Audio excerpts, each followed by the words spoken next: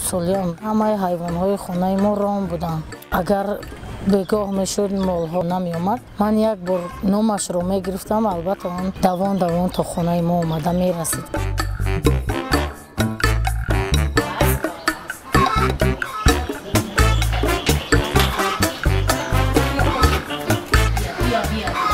بیا پیشم اصل دختریم اصل اکیه بسیار حیوان رو نغز میبینم، صدقاً نغز میبینم که این رو البته آنها حس میکنند، میفهمند. برای همین قدر آنها ما رو همه خیلی نغز میبینند، همه خیلی دوست میدارند.